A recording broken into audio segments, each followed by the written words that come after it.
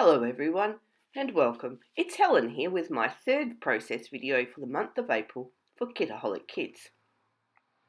As you can see, I'm starting by colouring in some of these squares on this ripped piece of paper. This piece of paper is called Flawsome and is from the main kit.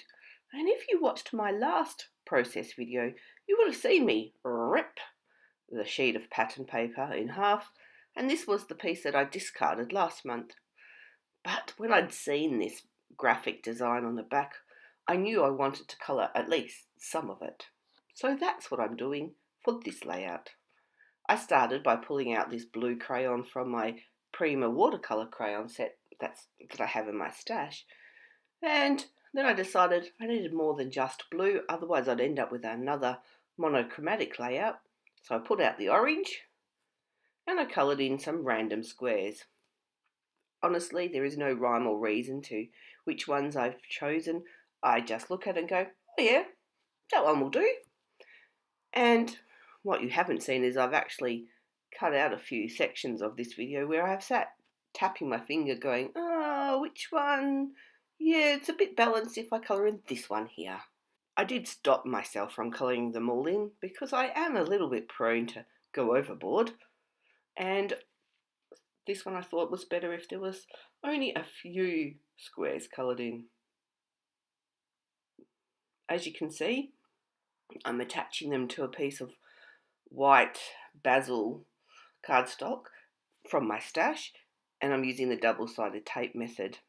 I had to position the blue piece first so that I made sure when I stuck down the ripped piece there was no white showing. And then I decided to use this photo. It's a recent photo taken of Sam and I at the Perth Motorplex, which is our Speedway here in WA, or in Perth I should say. You see, we went because one of my nephews races in the Demolition Derby, and Sam and I love to go and watch and have a great night at the Speedway. So, being mummy, I took a selfie of the two of us. And because it is a selfie and the way I held the phone, I had to position the photo on the left-hand side of the page because that's the direction of I like us to look into the layout, and that's how we're looking, the direction of our eyes. Although if you have a good look at Sam, he is kind of pulling a bit of a face. But at least I have a photo. Anyway, you can see I've pulled out pieces from the chipboard embellishments and other little pieces from the embellishment pack or the ephemera pack, and I've cut a part of one of these frames. I have enjoyed using these frames in all these layouts actually, but I've cut it in half so I can add it to two corners of my photo. And I've cut out some of the squares from one of the pattern papers, mainly just to get little bits of orange to balance out the blue.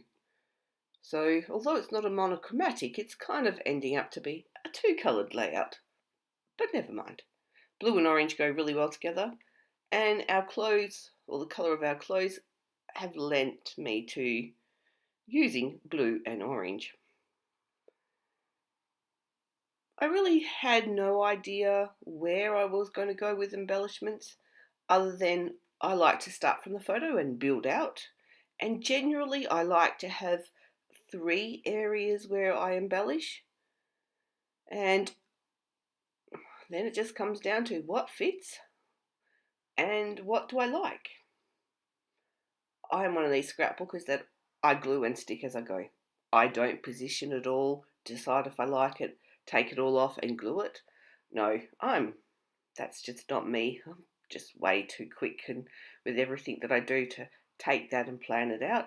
So honestly, I just decide, yep, that looks good, and I stick it. Sometimes this has its faults. Sometimes it doesn't.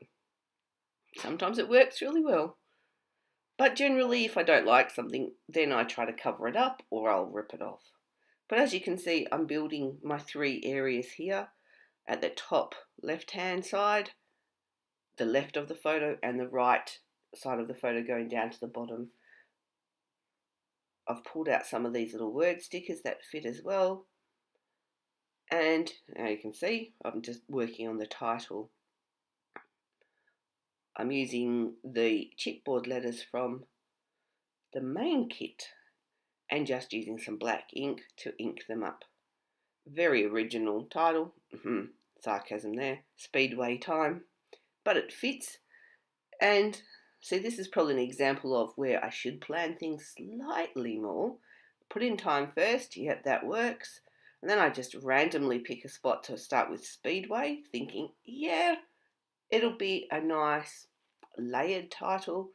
Somehow I manage to have picked the perfect spot to line the end of my title up, which is not what I was going for, but these things happen.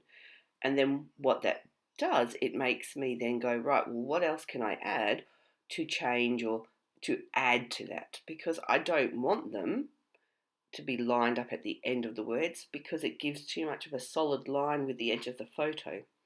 I thought Speedway would finish maybe about where the I and the M of time are. However, it didn't work like that. So I thought, all right, I'll use this piece of chipboard, but I'll chop it up. And then I didn't like it on the inside. So I stopped and just left that, added some journaling. Often when I start the process of journaling or finishing off, an idea will come to me. So I've just added some journaling, some information about the time, pulled out the orange spray to splatter around. Thought, what else? Oh, got some enamel dots. And really, every layout of mine seems to have enamel dots on it lately. And I put those in clusters of 3 as well. I like the little groupings of 3. I remember years ago I did a landscape course of all things, and odd numbers appeal to the eye much more than even numbers. So I tend to do odd numbers of groupings. And after I put those 3 at the end of the title, I thought, oh, that's a perfect spot actually to put that chipboard piece. So I've glued that there, and that's it. So I hope you've enjoyed this process layout. Don't forget to pop on over to Kitaholic Kits and check us out. And I'll see you next time. Take care. Bye.